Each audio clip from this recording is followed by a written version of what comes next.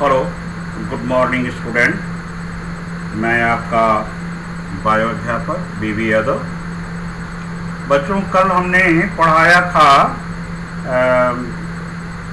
मानव मस्तिष्क की संरचना तथा उसके कार्य और तंत्रिका कोशिका की संरचना,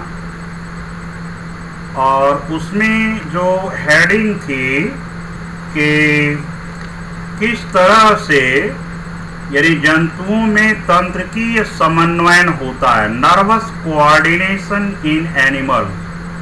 और उसमें हमने आपको जो है तंत्रिका कोशिका न्यूरॉन की संरचना के बारे में बताया था। तंत्रिका कोशिकाएं कितने तरह की होती हैं, और फिर तंत्रिका तंत्र का वर्गीकरण है। उसमें केंद्रीय तंत्रिका तंत्र के दो भाग होते हैं, मस्तिष्क और मेरुरज्जु। तो मस्तिष्क के बारे में हमने आपको पढ़ा दिया था। अब केंद्रीय तंत्रिका तंत्र का जो दूसरा भाग है, जिसे हम ऋण रज्जु या मेरुरज्जु कहते हैं, ये सामान्य अर्थों में आप जान लें कि जो आपके पीठ में रीढ़ वाली हड्डी होती है, जिसे कशेरुक दंड कहते हैं, उस कशेरुक दंड के अंदर यह मेरुरज्जु उपस्थित होता है। तो जो मस्तिष्क का पिछला भाग है, जिसे हम मेडुला ऑब्लांगाटा कहते हैं, वह मेडुला ऑब्लांगाटा खोपड़ी की महारंध्र से निकल करके रीढ़ की हड्डी के मध्य में स्थित तंत्रिका नाल के अंदर फैला हुआ होता है अंत तक। तो जो मैंने अभी बात बताया था कि सामान्य तौर पर रीढ़ वाली हड्डी यानी कशेरुक दंड का जो खोखला भाग है, उसी के अंदर स्थित होता है। अब इसको हमने मस्तिष्क जोड़ दिया कि मस्तिष्क का जो पिछला भाग है पश्च मस्तिष्क, और पश्च मस्तिष्क में भी ये सेरिब्लम और मेडुला ऑब्लांगाटा होता है। तो मेडुला ऑब्लांगाटा ये खोपड़ी के महारंध्र से निकल करके रीढ़ की हड्डी के मध्य में जो तंत्रिका नाल है उसके अंदर स्थित होता है, और इसको हम ऋण रज्जु या मेरुरज्जु कहते हैं। यह एक लंबी खोखली बेलनाकार संरचना होती है। जिस तरह से अब एक चित्र में मैं दिखाऊंगा आपको कि इसकी अनुप्रस्थ काट का ये चित्र है बच्चों। ये देखो,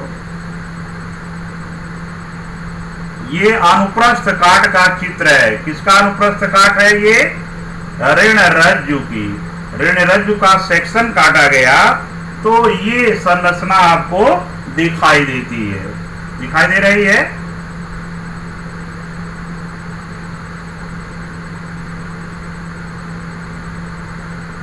ये संरचना है। इसमें आप देखेंगे कि बाहर की ओर दोहरी झिल्ली है। ऋण रज्जु के बाहर की ओर दोहरी झिल्ली है, बाहर वाली झिल्ली और अंदर वाली झिल्ली। ये बाहर वाली झिल्ली को पाइयामेटर, देखिए लिखा हुआ है, पाइयामेटर को मृदुतानिका कहते हैं, और जो भीतर वाली झिल्ली है उसे ड्यूरामेटर कहते हैं या दृढ़ तानिका। और इन दोनों झिल्लियों के बीच में एक द्रव पदार्थ स्थित होता है, जिसे सेरिब्रोस्पाइनल फ्लूइड कहते हैं। यह जो द्रव है, यह बाहरी आघात से ऋण रज्जु की सुरक्षा करता है। मस्तिष्क में जैसे मस्तिष्क भी जो था वह इन दोहरी झिल्लियों के द्वारा घिरा हुआ होता है, वैसे ही ये स्पाइनल कार्ड या मेरुरज्जु भी जो होता है वह दोहरी झिल्ली से घिरा होता है। अब इसके अंदर जो है ये जो आपको एच आकार की या तितली के आकार की संरचना दिखाई दे रही है, ये संरचना, ये इनका धूसर द्रव्य होता है। और दूसरा द्रव्य के बाहर की ओर जो है ये श्वेत द्रव्य होता है। तो श्वेत द्रव्य और धूसर द्रव्य ये दो तरह के द्रव्य इसमें पाए जाते हैं। तो बाहर की ओर जो है वह श्वेत द्रव्य है और भीतर की ओर एच आकार का जो है वह क्या है, धूसर द्रव्य होता है। और इसमें पृष्ठ और अधर खांच, ये देखिए जहां जहां पर कटा हुआ दिखाई दे रहा है ऊपर की ओर धंसा हुआ, पृष्ठ तल खांच, नीचे लिखा हुआ है अधर खांच। खांच का मतलब होता है अंदर की ओर मुड़ा हुआ। तो ऊपर की ओर पृष्ठ खांच है और नीचे की ओर अधर खांच है। और धूसर द्रव्य के बीच में बच्चों जो है ये केंद्रीय नलिका दिखाई दे रही है, इसको केंद्रीय नलिका कहते हैं। तो इस तरह से जो ऋण रज्जु होता है वह बाहर से दोहरी झिल्ली से घिरा होता है, बाहर की ओर पाइयामेटर और अंदर की ओर ड्यूरामेटर होती है। और दोनों झिल्लियों के बीच में सेरेब्रोस्पाइनल फ्लूइड होता है जो कि बाहरी आघातों से इसकी सुरक्षा करता है। और इसके भीतर की ओर है एच आकार का या तितली के पंख के आकार का जो है क्या होता है, धूसर द्रव्य होता है। और बाहर की ओर श्वेत द्रव्य होता है। तो ये चित्र है किसका, स्पाइनल कॉर्ड या कहा जाए रीढ़ की मेरु रज्जु की अनुप्रस्थ काट का बच्चों ये चित्र है, दिखाई दे रहा है।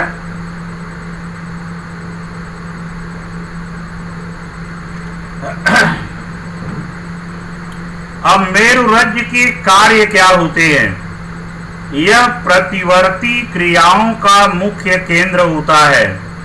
यह अनैच्छिक क्रियाओं को संतुलित करने का कार्य करता है।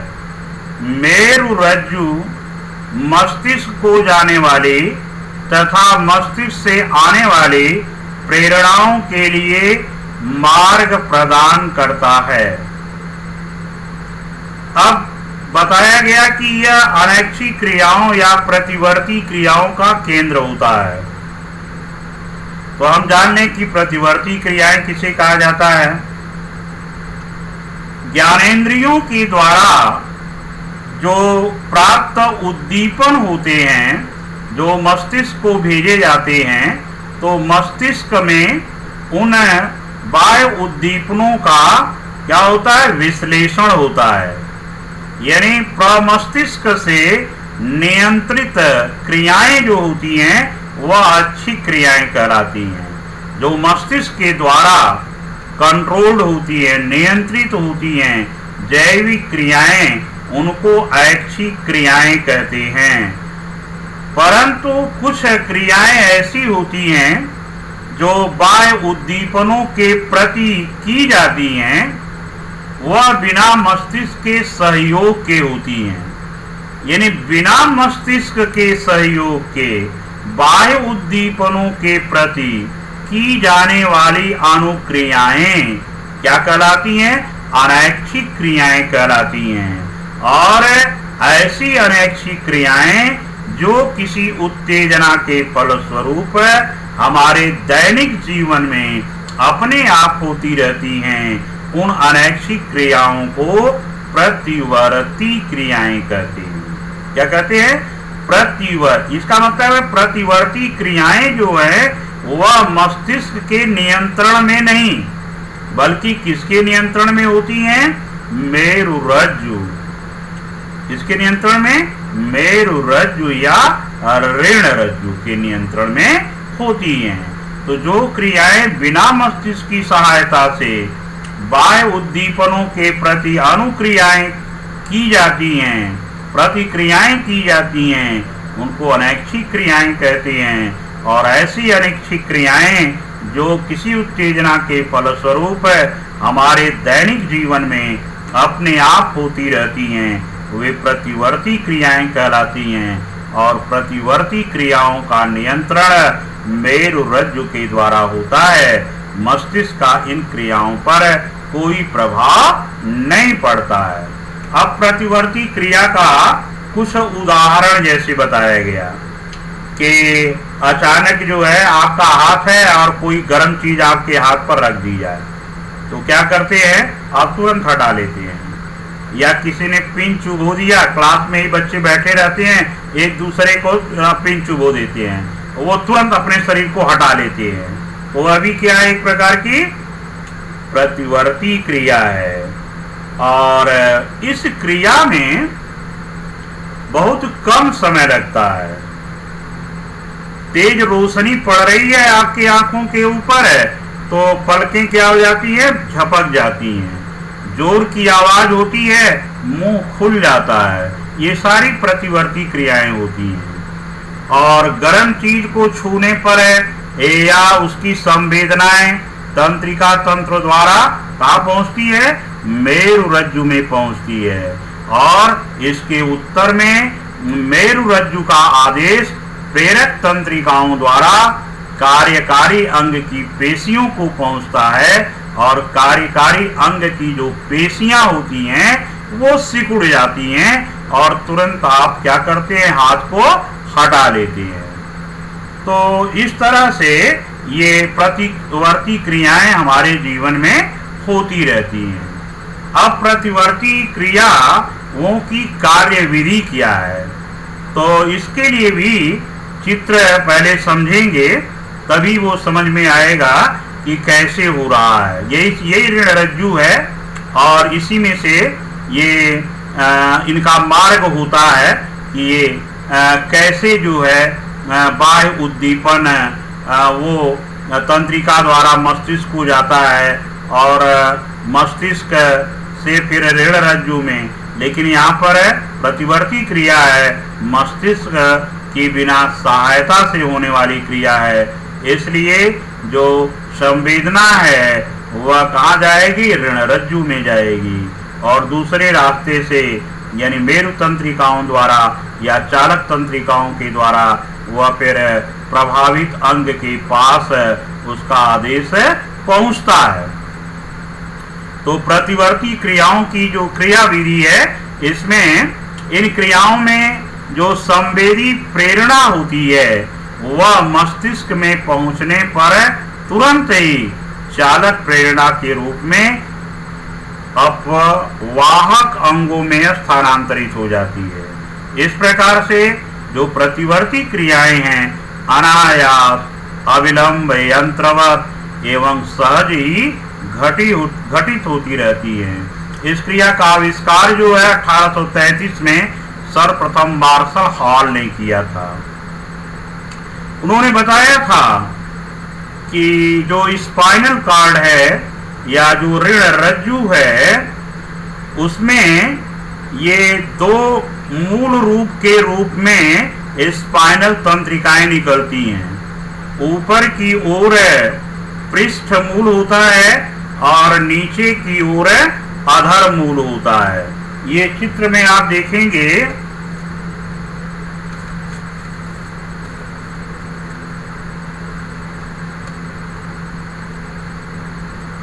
ये है बच्चों चित्र का बना हुआ।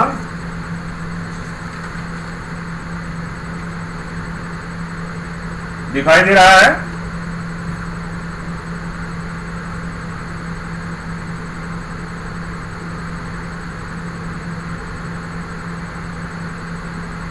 दिखाई दिया। ये ऋण रज्जु का बना हुआ है, उसमें आपको पृष्ठ कांच और अधर खांच दिखाई दे रही है और ऊपर की ओर ये पृष्ठ मूल दिखाई दे रहा है और नीचे की ओर जो है अधर मूल है।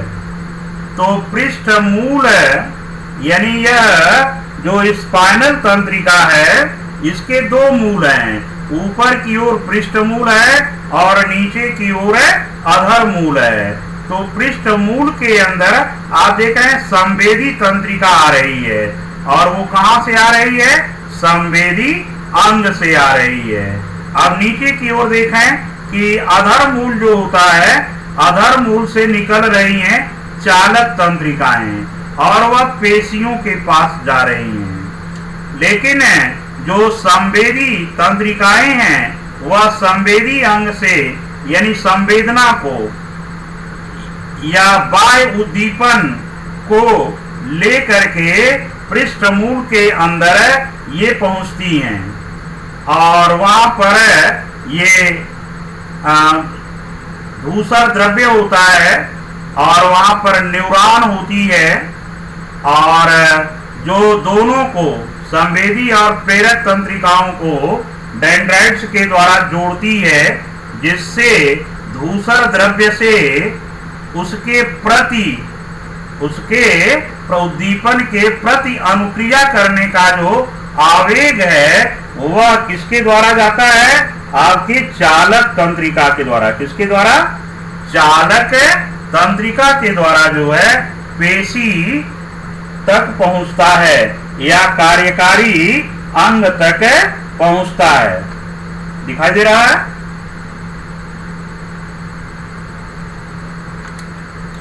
तो यह जो रास्ता है यानी संवेदी अंग से उद्दीपन बाह्य उद्दीपन को ले जाने का जो कार्य है वो कौन कर रहा है? संवेदी तंत्रिकाएं। और कहां ले जा रही हैं? ऋण रज्जु के अंदर ले जा रही हैं और ऋण रज्जु से उसके प्रति अनुक्रिया का जो आवेग है वह चालक तंत्रिकाओं के माध्यम से कहां पहुंच रहा है?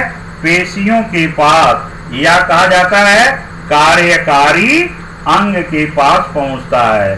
तो यह जो रास्ता है यही कहलाता है प्रतिवर्ती चाप। इसमें क्या क्या होता है? ग्राही अंग, संवेदी न्यूरॉन तथा सबंधक न्यूरॉन, चालक न्यूरॉन तथा कार्यकारी अंग। तो इतने ये होते हैं, क्योंकि आप देख रहे हैं चित्र में आपको दिखाई दे रहा है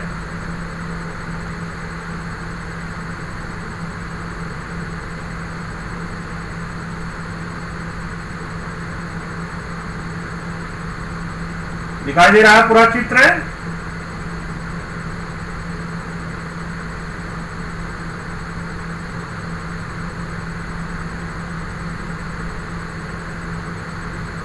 संवेदी अंग, संवेदी तंत्रिका और फिर दूसर द्रव्य में सबंध बनाने वाली तंत्रिकाएं, फिर चालक तंत्रिका और फिर कार्यकारी अंग पेशी। तो ये इनका मार्ग कहलाता है, रास्ता कहलाता है बच्चों। इसको प्रतिवर्ती चाप कहते हैं। यानी बाह्य उद्दीपन से संदेश कैसे वह पहुंचता है ऋण रज्जु के अंदर, वहां से चालक तंत्रिका के द्वारा फिर कहां पहुंचता है? कार्यकारी अंग के पास पहुंचता है। तो यह रास्ता पूरा कहलाता है, क्या कहलाता है? प्रतिवर्ती चाप। तो इस तरह से मस्तिष्क से प्रत्येक स्पाइनल तंत्रिका दो मूलों के रूप में निकलती है।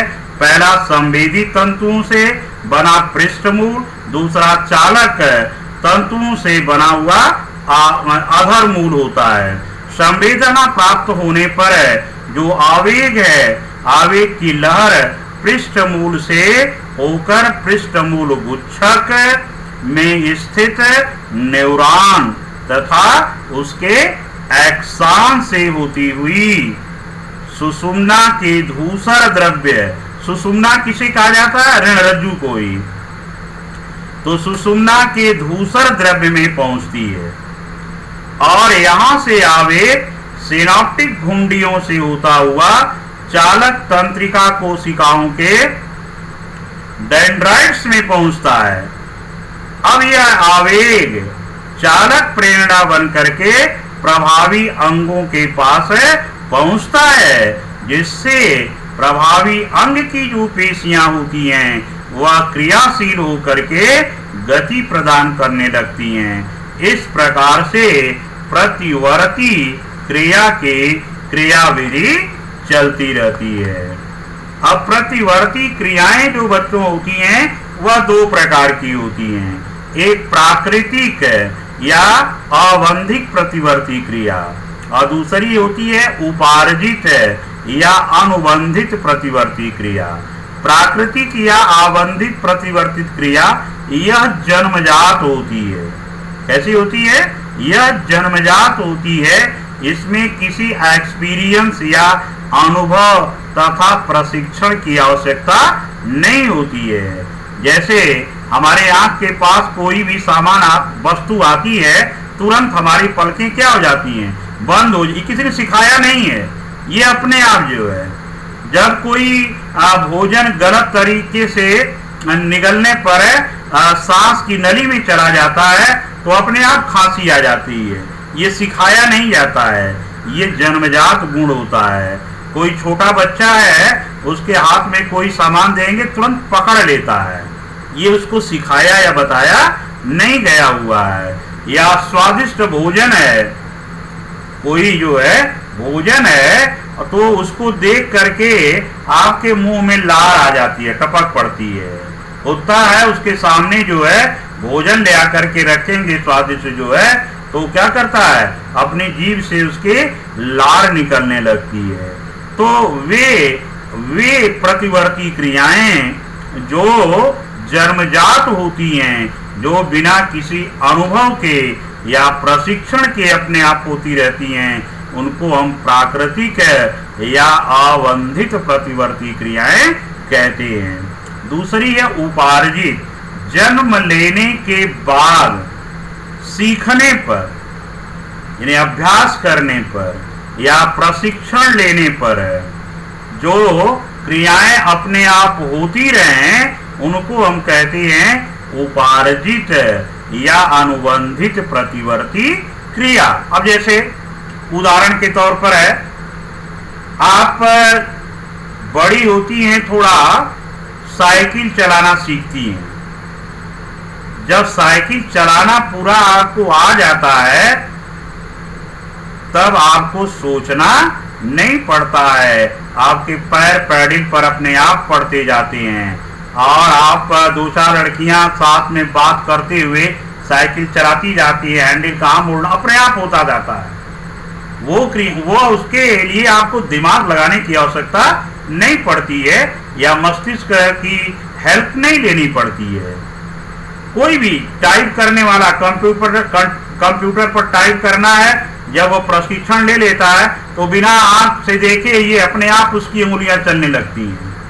ये भी प्रतिवर्ती क्रिया का ही उदाहरण है। और भी उदाहरण हैं, जैसे तमाम प्रयोग किए गए हैं वैज्ञानिकों के द्वारा कि कुत्ते को खाना देना है तो बुलाया और घंटी बजाया तब खाना दिया। कई दिन तक यह प्रैक्टिस करते करते फिर क्या होता है कि घंटी आप बजा रहे हैं, कुत्ता आ जाता है। खाना नहीं भी देते हैं तो भी उसके जीभ से लार टपकने लगती है, क्योंकि अभ्यास उसको हो गया है कि घंटी बजेगी तो खाना मिलेगा और उस खाना के आस में उसके मुख में जो है लार टपकने लगती है। तो ये भी जो है एक उपार्जित या अनुबंधित प्रतिवर्ती क्रिया है। आप जो है आपके सामने आप देखती हैं कि अगर कुत्ता ही आ गया या कोई जानवर आ गया, आप झुक करके पत्थर उठाने की कोशिश करती हैं, तुरंत भाग पड़ता है। सर्कस में जंगली जानवरों को अजीब अजीब करतब करने आ जाता है। कैसे? अभ्यास से उनको अनुभव हो जाता है, प्रशिक्षण दिया जाता है और वो क्रियाएं फिर अपने आप करने लगते हैं, उसमें मस्तिष्क की हेल्प नहीं लेनी पड़ती है। तो इस तरह से ये प्रतिवर्ती क्रियाएं दो तरह की होती हैं, प्राकृतिक यानी जो जन्मजात कही जाती हैं, उपार्जित जो जन्म लेने के बाद सीखी जाती है। अब है परिधीय तंत्रिका तंत्र। तंत्रिका तंत्र तीन प्रकार का होता है। केंद्रीय तंत्रिका तंत्र जिसमें मस्तिष्क और ऋण रज्जु आता है।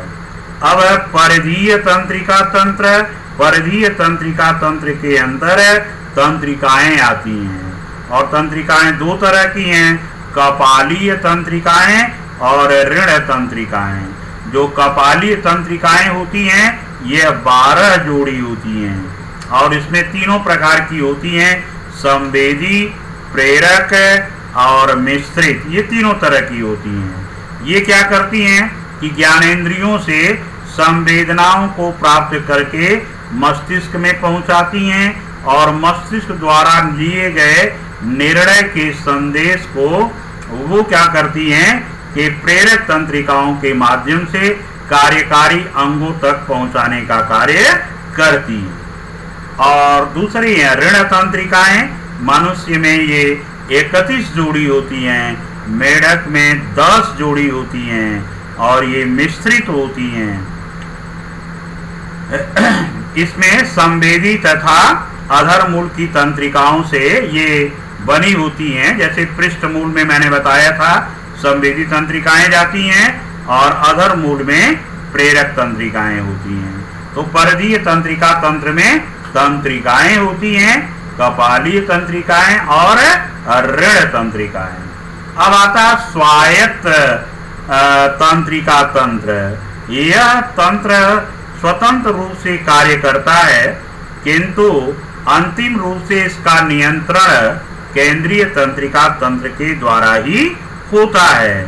यह विभिन्न प्रकार की अनैच्छिक क्रियाओं को समुचित रूप से चलाने के लिए होता है और इस तंत्र की जो तंत्रिकाएं होती हैं उन अंगों के कार्यों का नियंत्रण करती हैं जो हमारी इच्छा के अधीन कार्य नहीं करते हैं। भाई हमारे शरीर के अंदर बहुत सारे अंग हैं जो हमारी इच्छा से नहीं कार्य करते हैं। फेफड़ा आपकी इच्छा से नहीं काम करता है, हृदय आपकी इच्छा से काम नहीं करता है, किडनी आपकी इच्छा से नहीं कार्य करती है, आहार नाल है उसके अंदर भोजन का जो पाचन होता है वह आपकी इच्छा से नहीं होता है। तो बहुत सारे ऐसे कार्य हैं शरीर के अंदर जो कि आपकी इच्छा के नियंत्रण में नहीं होते हैं। तो वे सब इस स्वायत्त तंत्रिका के तंत्र के द्वारा नियंत्रित किए जाते हैं। ये दो तरह के होते हैं, अनुकंपी स्वायत्त तंत्रिका तंत्र और परानुकंपी। अब ये दोनों प्रकार के जो तंत्रिका तंत्र होते हैं एक दूसरे के विपरीत कार्य करते हैं। जैसे अनुकंपी तंत्रिका तंत्र है, अगर वह हृदय की धड़कन को बढ़ाता है तो परानुकंपी जो होता है वह हृदय की धड़कन को घटाने का कार्य करता है। तो इस तरह से हमने आप लोगों को तंत्रिका तंत्र के बारे में पूरा बता दिया। केंद्रीय तंत्रिका तंत्र, परिधीय तंत्रिका तंत्र, स्वायत्त तंत्रिका तंत्र और केंद्रीय तंत्रिका तंत्र के अंतर्गत मस्तिष्क और ऋण रज्जु।